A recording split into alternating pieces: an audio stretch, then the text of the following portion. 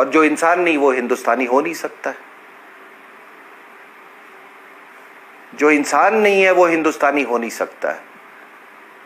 तो ये इनका क्या, अब जब आपको बता रहे हैं कम्युनिस्ट पार्टी की, मैंने आपको बोला था इनकी पृष्ठभूमि देख लो।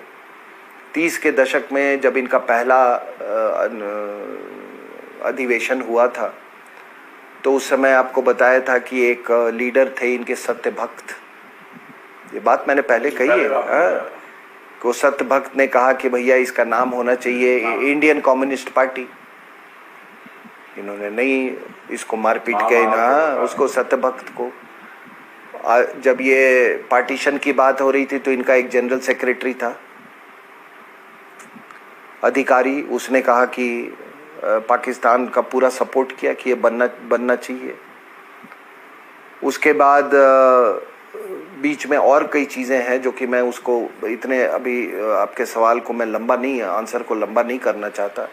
62 की लड़ाई में आपको मालूम है कि कम्युनिस्ट किस तरीके से माला लेके तैयार थे। और इनके बाप जानते कौन है? इनका बाप पहले होता था स्टालिन, लेनिन, ये सब उन्हीं के बच्चे हैं ये। और दूसरा माओ। ठीक है। अब हुआ क्या कि 60s में, अर्ली 60s में जब स्प्लिट हुआ, इनके बापों में जब स्प्लिट हुआ वर्चस्व का झगड़ा लेके, तो ये भी यहां पर बेटे भी स्प्लिट कर गए। तो एक वो CPI communist party of India बन गया, एक सीपीआई और सीपीएम बन गए ये दोनों। ठीक है ना।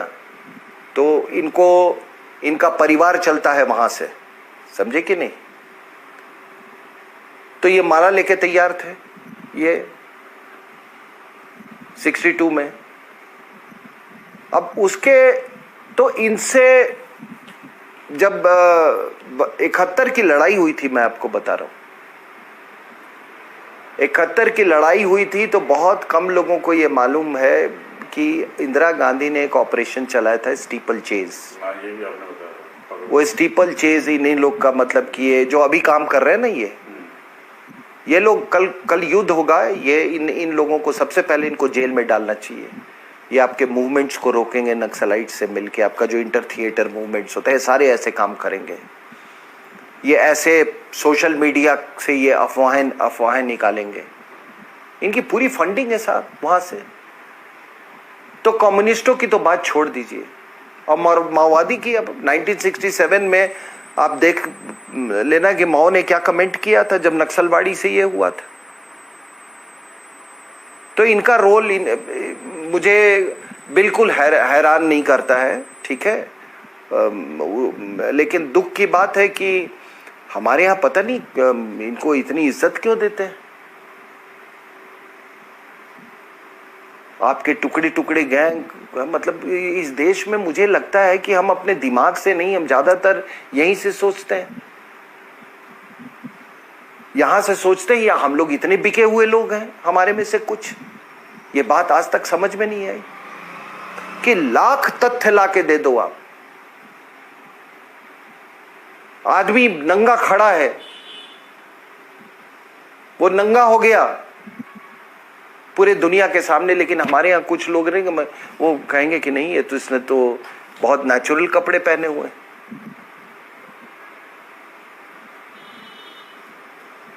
अब हम लोगों का जैसे हम तो यही मशक्कत कर सकते हैं कि हम आपके पास सामने तथ्य लाए। तो तथ्य ये है कि कम्युनिस्ट पार्टीज का तो मैं समझ सकता हूं, लेकिन जो दूसरी पार्टियां जो हैं, और दूसरी पार्टियां में मेन स्ट्रीम, मैं कांग्रेस पार्टी की बात कर रहा हूं। मैं कभी भी, मैं आपको बता, मेरा कोई राजनीतिक, न मेरा कोई एम्बिशन है, न मुझे कोई लालसा है, क्योंकि मुझे मालूम है कि आप जब भी कोई काम लालसा से करते हैं, सरस्वती उस दिन मेरे को छोड़ देगी। इस बात पर मेरा पूरा विश्वास कि जब आप किसी से कुछ लेना चाहते हैं ना, वो समझ जाता है वो आदमी। और अगर आप किसी के पास जाते हैं वो जानता है कि ये इसको मेरे से कुछ लेना नहीं है, आप उसकी आंखों से आंखें में डाल दें। इसीलिए आपको कुछ पार्टियों में लोग, जिस पार्टी की मैंने बात की, वो सब आपको ज्यादातर लीचड़ की तरह लोग लेंगे, उनको सब कुछ न कुछ चाहिए। वो हैदराबाद का गवर्नर भी जो था ना, एक जिसके वो वीडियो वायरल हुए थे, उसको बुढ़ापे में भी कुछ न कुछ चाहिए था। किस लिए चाहिए था? वो एक बड़ा वकील है अपने आप को, उसका भी वीडियो वायरल हुआ था, तो आपने देखा कि उसको भी क्या चाहिए है उसको, क्योंकि वो वकालत के पैसे से उसका दिल भरा नहीं, तो उसको ये। तो देखिए, ये सबसे दुखद ये है कि मैं हमेशा से कहता था कि जब से ये महिला आई है, विदेशी महिला, ये by upbringing and by propensity,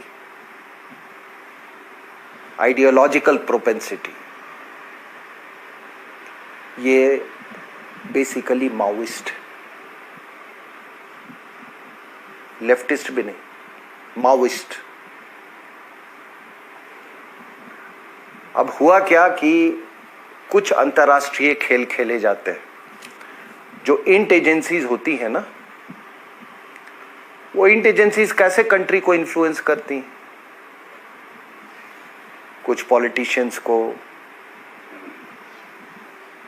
उनको प्रमोट करती हैं, कुछ आपके मीडिया में लोगों को प्रमोट करती हैं, कुछ मीडिया हाउसेस को प्रमोट करती हैं, कुछ आर्टिकल्स लिखवाने में वो करती हैं, कुछ बिजनेस हाउसेस को वो करती हैं, कुछ जो इंसर्जेंट ग्रुप्स हैं उनको सपोर्ट करती हैं। जहां भी आपको फिशर्स मिलेंगे जिस तरह के, वो लिवरेज तैयार करते रहते हैं। और फिशर्स नहीं है तो वो फिशर्स, वो लिवरेजेस तैयार करते हैं वो, कि चले भाई तू ये दिस पैंथर दैट टाइगर, मतलब वो दिस पैंथर पार्टी, ये टाइगर पार्टी, वो सब ये सारे इस तरह से शोषित समाज, ये सारा चीज ये ऐसे करके लोग क्रिएट करते हैं। तो देखिए, ये महिला जब कांग्रेस पार्टी में आती हैं तो बड़ी संदेहपूर्ण रूट से कई लोगों की अचानक मृत्यु हुई। आपको सब मालूम है, कई लोगों की, एक के बाद लोग लुढ़कते चले गए। रास्ता साफ हुआ तो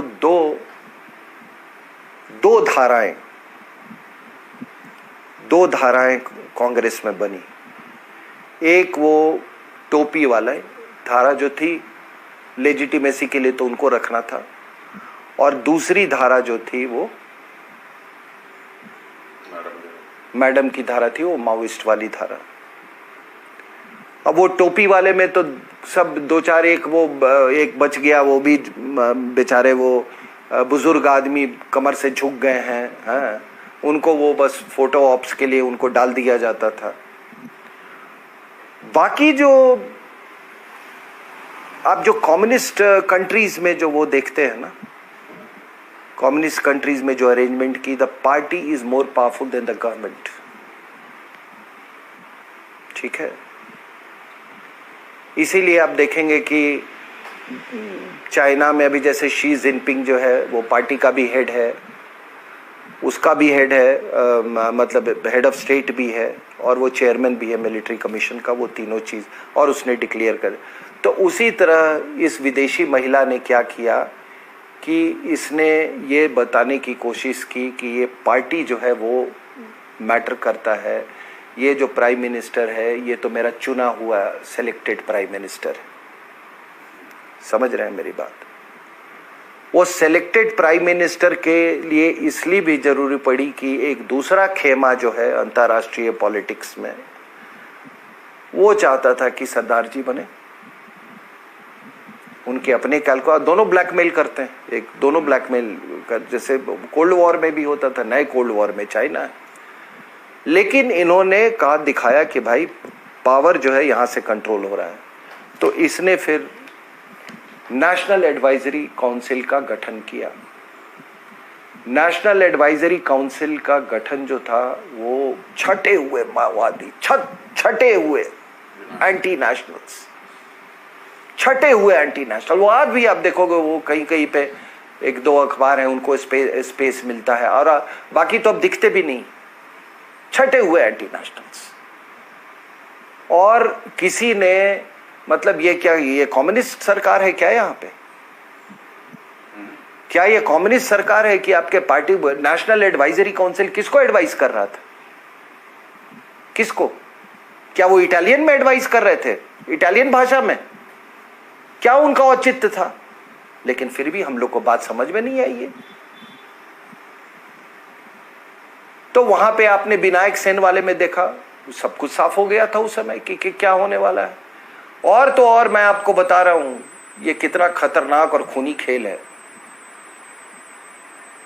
महेंद्र कर्मा और वीसी शुक्ला को मारा गया, दोनों कांग्रेसी था। और उसके पहले देखो ना कैसे, मतलब जो सिलसिला जो, और एक ही पार्टी से क्यों लोग ऐसे मारते हैं, उन्हीं के साथ एक्सीडेंट भी होता, हवाई जहाज में भी वही मरते हैं, उधर भी वही मरते हैं, रोड का भी उनका वही एक्सीडेंट होता है, अचानक चेहरा किसी का काला हो जाता है, कोई एलटीटी में से मारा जाता है, तो अगल बगल कोई सब। उस समय मैं वहाँ पोस्टेड था, मैं चेन्नई में, और राजीव गांधी साहब, मैं उस समय मेरे सीईओ जो थे, मैं उनको लेने गया था, मैं ऑफिसर्स ट्रेनिंग एकेडमी में पोस्टेड था। तो राजीव गांधी साहब उस दिन उतरे थे, मैंने उनको देखा था उस दिन, मैं लॉबी में खड़ा था। और बाद में वो हमारे वो पीछे से वो सेंट थॉमस माउंट के से वो श्री पेरुम्बदूर में गए थे। अब आप बताओ कि कोई भी आप देखते हो ना, कोई प्रधान, वो एक आदमी जो प्रधानमंत्री रहा हो, एक आदमी जो इतना बड़ा लीडर है साहब, मौत के वक्त में एक कांग्रेसी आसपास नहीं था। आप सोच सकते हो? तो ये तो पूरी साजिश ये कब से चल रही है? ये एक कांग्रेसी नहीं था। एक कांग्रेसी का मुझे नाम बता दो। वहां का जो लोकल एमपी था या थी, वो भी नहीं। ठीक है, जिसका नाम आया, जो शक था, जिसके ऊपर सबसे ज्यादा शक था, और मुझे वो शक बिल्कुल सही शक था, उससे इन्होंने कोरिलेशन कर लिया। कोई गम नहीं था राजीव गांधी के मौत का। ये तो उसके बाद से क्या होता है कि ये मैं कह रहा था कि जब ये वीसी शुक्ला और महेंद्र कर्मा मारे जाते हैं, वो बड़ा मार्मिक दृश्य था, जिस तरह से उनको गोलियों से भूंज डाला था। उसके बाद ये चुनाव के पहले वो राज बब्बर वहां आते हैं और कहते हैं कि ये जो ये माओवादी हैं, क्रांतिकारी हैं। तो यानी कि आप ये कहना चाहते हैं कि वीसी शुक्ला और महेंद्र कर्मा क्रांतिकारियों द्वारा मारे गए थे? आप यही कहना चाहते हैं ना?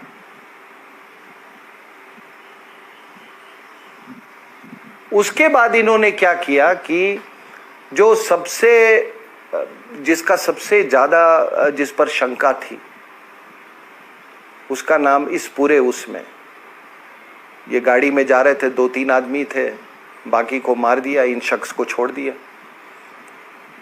वो आज इंडस्ट्रीज मिनिस्टर हैं वहाँ पे, जब कांग्रेस की सरकार आई है। उसका नाम है कवासी लखमा। उस लिखना पढ़ना वो नहीं जानते। तो अब तो माओवादियों को कोई पैसे भी नहीं उगाने हैं। और वो एरिया, ये बड़ा सोच समझ के, छत्तीसगढ़ का जो इलाका है ना, बड़ा रिच है मिनरल्स में। इसकी मैं पूरी इतिहास, आप कभी बात करेंगे तो मैं आपको बताऊंगा।